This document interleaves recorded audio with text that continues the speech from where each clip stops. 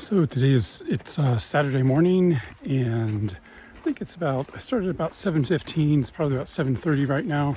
I am hiking up the Paradise Park Trail, which starts near Government Camp in Mount Hood and goes up pretty high. I think if I hike the whole thing, it'll be about 3,600 feet of elevation gain. We'll see if I do it all the way up. And round trip, I don't know. Some things say it's 13 miles round trip. Other things say it's 16 miles. So I'll see about that. But right now I'm in a nice woods, which I wanted to hike this trail because I felt the woods would protect me from the heat of the sun.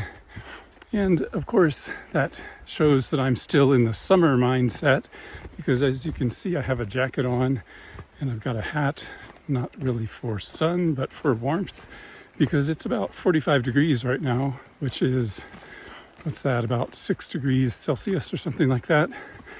And it feels a bit chilly, but it's supposed to warm up quite a bit. So I suppose on the way back down, it will be hopefully not too warm. Depends on how long it takes me. But anyway, enjoying the hike today and enjoying the fall weather. So here I'm about an hour up the trail to Paradise Park, and here I am at a little, I don't know, this is a little side trail that came over to a cliff with a nice view, and Mount Hood has got to be up there. That's the slope up to Mount Hood, and that being the sun, that is about due east at this time of year. So it's looking pretty nice.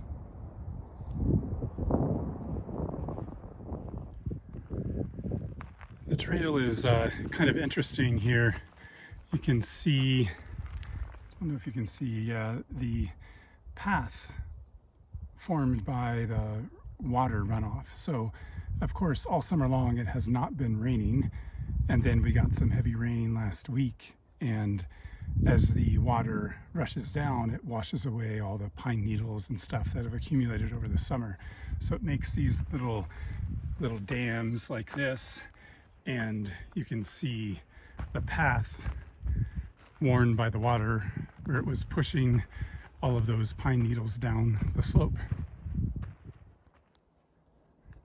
It looks like the rhododendron leaves are beginning to change color.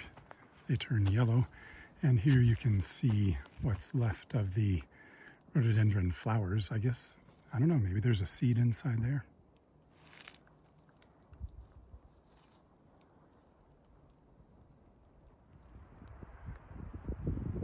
I had read that there was a really bad windstorm in this area, that this trail passes through the area where there's a whole lot of downed trees. This tree's got to be, I don't know, maybe 3.5 feet in diameter.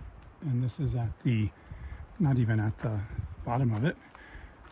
And then over here you can see all of the trees that somebody or some buddies cut through to clear out the trail. That must have been a lot of work. It's amazing, all the root balls of the trees are uprooted and piled all over the place. But the trail's pretty clear for me. In the article that I read, I think it said it took them 3 years to cut through all of these downed trees, and you can kind of see why, because this was not cut with a chainsaw, I don't think. It looks like all of these were hand cut. So that would have taken a long time to get through all these. I wonder if even this huge one here, I suppose somebody did hand cut this too, because it doesn't have the telltale rough markings of chainsaw blade. Pretty amazing. glad I didn't have to cut those trees.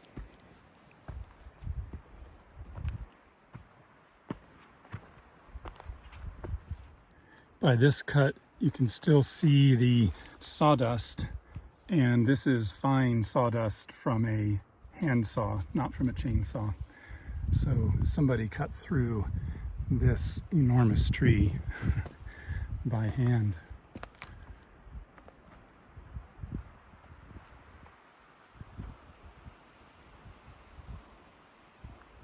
I think I might have my first view of Mount Hood coming up here. Yep, here I can see Mount Hood through the trees. And some of the other slopes. I don't think I've been on that specific slope there yet. I believe, yeah, those can see the very top of one of the ski lifts that goes up from Timberline Lodge. So no, I have not hiked there. You can see the trees are beginning to thin out quite a bit. Also, the huckleberry leaves are looking really pretty, but when I say by thinning out, the forest is getting less dense as I am approaching the timberline. Not Timberline Lodge, but the line above which trees do not grow. And I guess I have to go under this one unless I want to try to go around it. Nope, I think I'll go under. And some of these downed trees are just massive. And it looks like someone has made a little trail. Maybe that goes around that tree that I just crawled under back there. So I might try that way on the way back down. But for now, I'm going to climb up and over this tree. Whoops. After climbing up and over that tree, it turns out that there is no trail over here.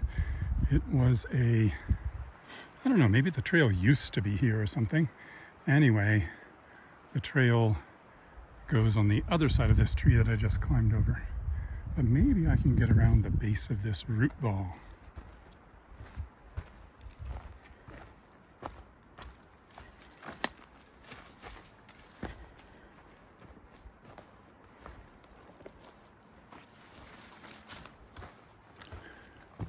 Yep.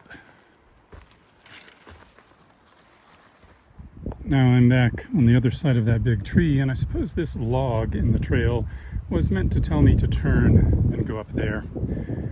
And I didn't actually notice it because I was too distracted by this big log over here.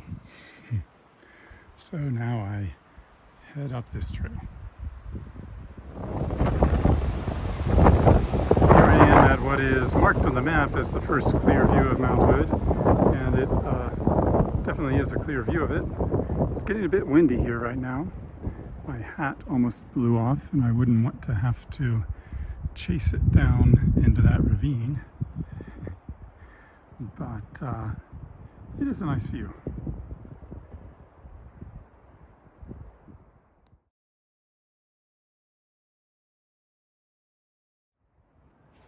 Now I am finally crossing the Pacific Crest Trail, the trail that goes, I guess, from Canada all the way down to Mexico through Washington, Oregon, and California. Last weekend during one of my hikes, I said that I was at the intersection of the Pacific Crest Trail, but I was wrong about that. That was just the intersection of the Timberline Trail that makes a circle around Mount Hood, which is a nice trail, I'm sure, but I was confused. I hadn't made it to the Pacific Crest Trail at that time. I'm now coming into the section that they call Paradise Park, and I'm sure when these flowers were blooming, it would have been very, very beautiful. Not quite sure what these are. I think these are maybe those, I don't know, the white ones or the yellow ones, not sure. But these long things sticking up here are definitely bear grass. The bear grass is usually just these humps of grass that looks kind of like the back of a bear.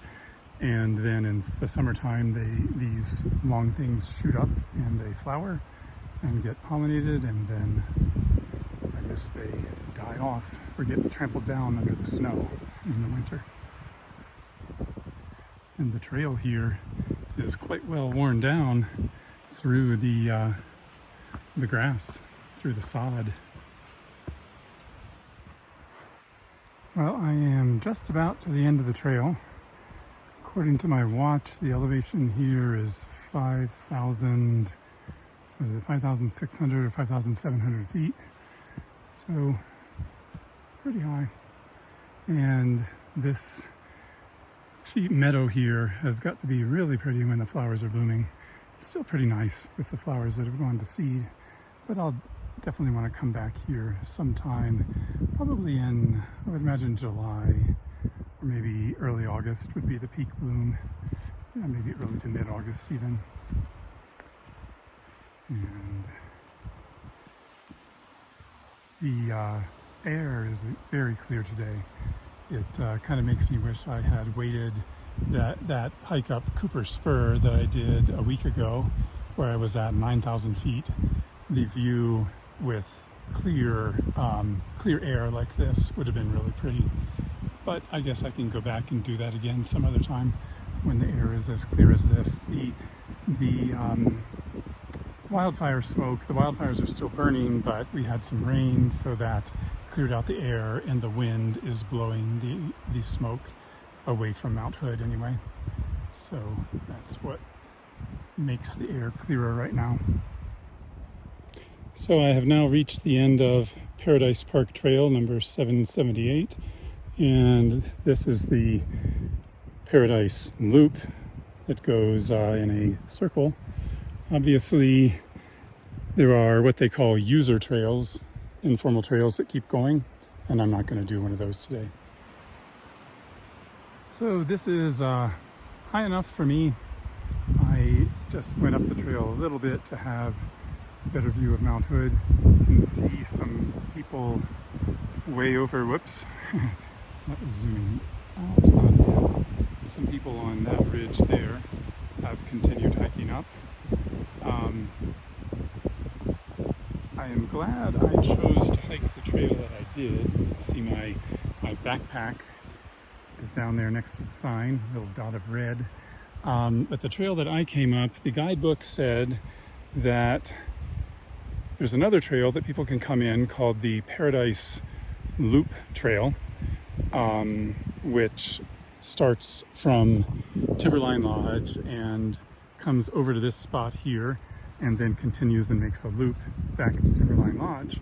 And it recommended taking the trail that I took because it said that the trail from Timberline Lodge can be like a highway. It has so many hikers during any sunny summer weekend, whereas the trail that I came up is supposed to have fewer hikers, and that was definitely true today. As soon as I got up to this intersection, I think in the, I don't know, the 5 to 10 minutes I've been here, there have been at least a dozen people have come hiking past me, whereas on the 3.5 hours it took me to come up this Paradise Park Trail number 778, I only saw one person, and that was just almost up at the top here.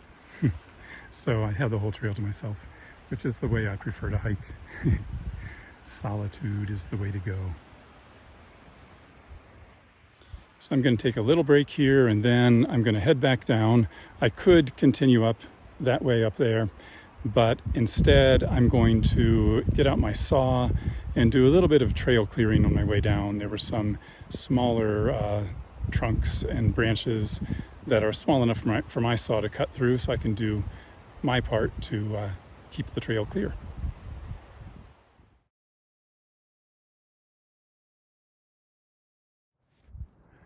So I'm on my way back down the trail now, and I have come to the first of the logs that I went to cut off. This one really isn't too bad because you can go around it pretty easily, but still, it's quite an interesting log.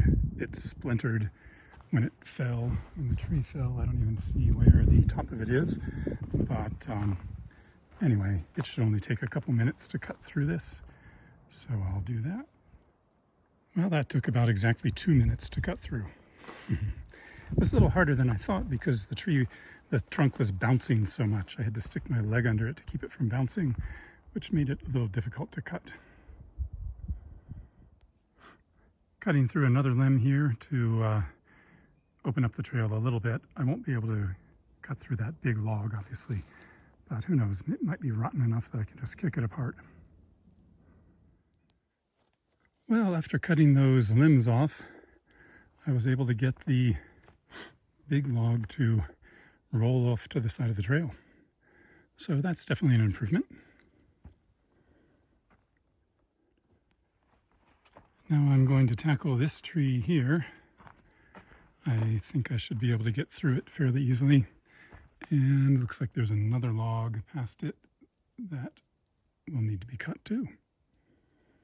We'll see how long my stamina lasts before I have to stop cutting and head on down the trail, since I've still got another, I don't know, probably 5 miles to go before I get back to the car. Well, the first one is out of the way.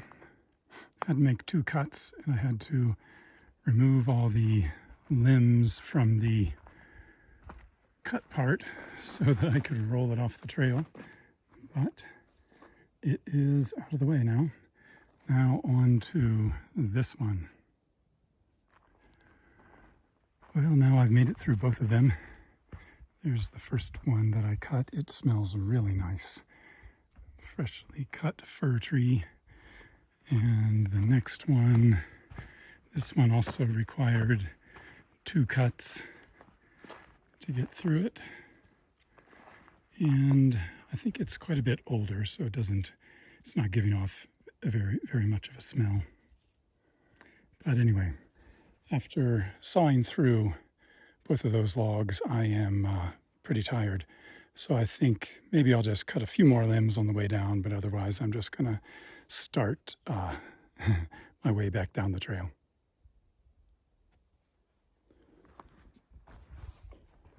Well, here's one more that I do feel compelled to cut out of the way, since the trunk isn't really very thick and I do have the right saw for it. So I'm gonna take a little time and saw through this one. Well, that one didn't take very long at all, and it does smell very nice. Amazingly, it's so fragrant that there was a bee buzzing around it within, I don't know, a minute after I cut through it. So there must be bees in the area, and they can certainly smell the sap from the tree. Now, I'm definitely not going to try to cut through this huge log, but there's another one of those splintered things, splintered logs. Here you can see where it splintered off, and now it's across the trail. It's actually not that hard to step over, especially since it bounces. It's kind of funny, almost like a springboard. But I think I may as well cut through it. And who knows, maybe I can drag that other thing off of the trail also.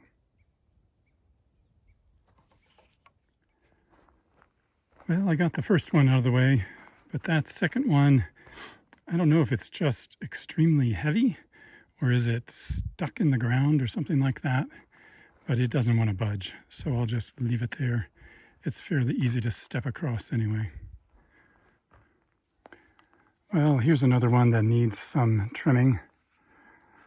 The main log is high enough for me to walk under without even bending over, but I think some of these limbs underneath could stand to be trimmed away as long as they aren't holding the tree up. I'll have to test that before I cut through them. All right, now that one is much easier to get through. I had to leave one branch because I think it's helping to hold up the whole trunk, but that's not too bad to have to step over that. And I did. cut away a lot of other branches.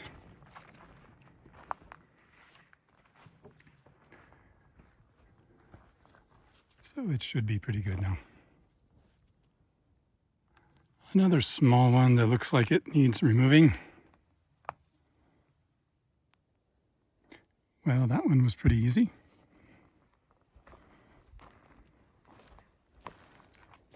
There's the remaining butt end. It's amazing how close together those growth rings are. Even though that tree is only, what, probably 3 inches wide, including the bark. But I can see, man, maybe 40 years. It's about 40 years old. That's amazing. I just counted the rings and it is about 41. So I was thinking that other tree that I just cut through was about 3 inches in diameter and 40 some years old. And that was actually, well, yeah, this one is about 3 feet in diameter. So I guess that would put it at, I don't know, a couple 100 years old at least.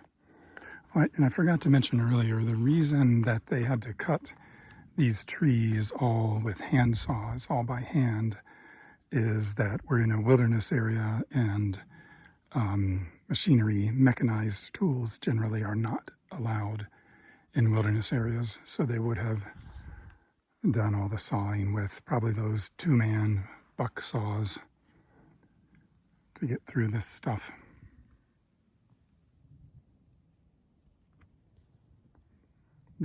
I'm back at that section where I was earlier this morning, probably at this point 4 hours ago. And I'm on my way back down. So this is where all the windfall was that took people, I think, 3 years to clear out everything off the trail.